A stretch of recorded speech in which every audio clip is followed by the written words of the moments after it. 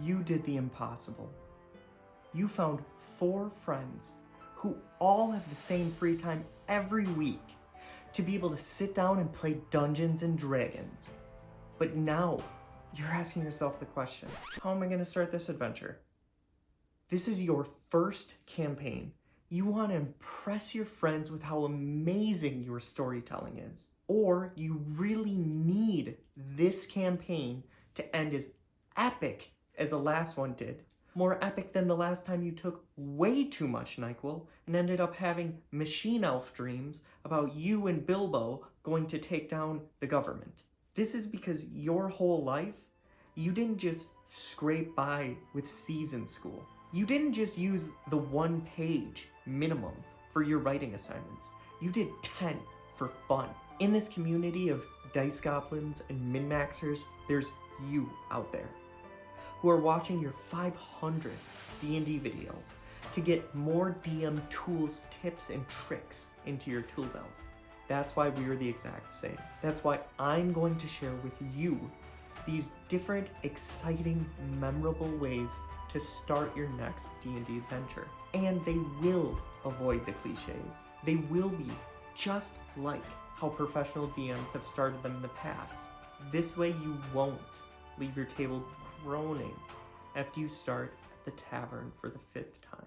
Hey there everybody, this is AJ with First Time DM. Number 1, a pirate-themed tavern on a ship. I'm just fucking with you guys. Number 1, being framed for murder.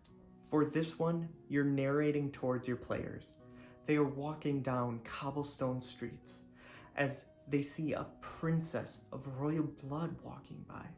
With her hair glowing, flowing in the sunset, they see her neck appear with a small crease. And then the crease grows, and they see blood start pouring down as her head tilts 90 degrees, completely backwards. There's a hooded cloak that just walks right past in the opposite direction as you see a glimmer of a sword pop into it. As everybody's realizing what's happening, people are screaming, the royal guard is surrounding you after you're the closest person to her. They're starting to scream your players' names. Starting an adventure this way is a guaranteed way to bring your group together. It forces them to prove their innocence and prove the misunderstanding is a misunderstanding. I like it that it's modular. It doesn't have to be a large city. It doesn't have to be a princess. All it needs to do is set up the case for mistaken identity. It's up to you how you set up their introductions before the deed occurs, but you do have some time. And you can choose how you want to highlight their skills or their detective work, and it falls into different buckets depending on what your characters and your players like to do more. And the best part about this is it can go in so many different ways with how they're going to try to prove their innocence. If they're just going to run away from the problem, which is possible, or face it head on. I love this one so much because it also gets you right into the action. Number 2, a festival.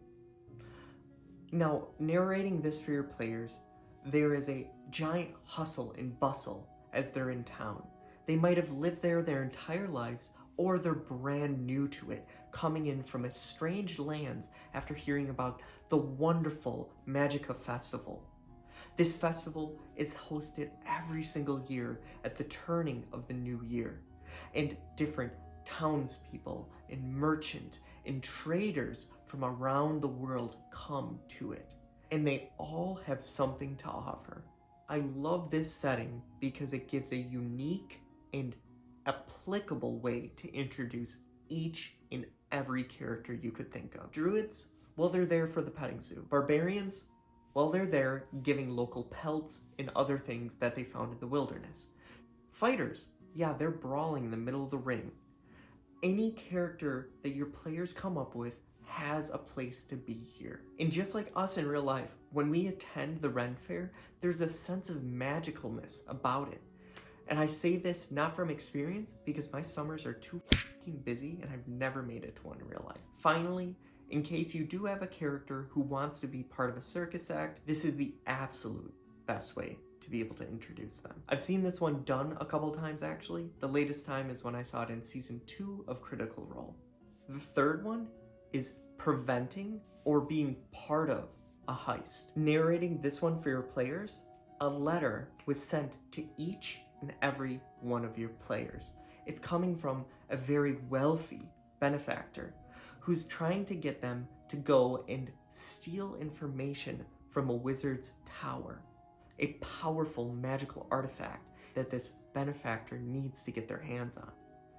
Or it comes from the wizard himself after he's got an anonymous tip about a group of bandits who are looking to break into his tower while he's, well, handling other very important deeds.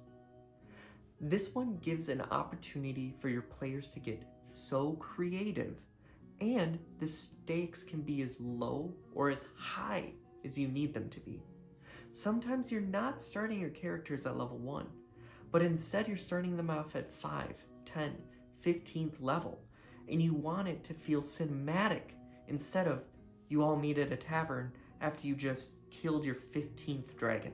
I also like this because you can be stealing, but not necessarily for bad, more for Robin Hood and for the good of people. You might be stealing back gold from an evil dictator or an evil king. It doesn't have to skew the morality scale that much.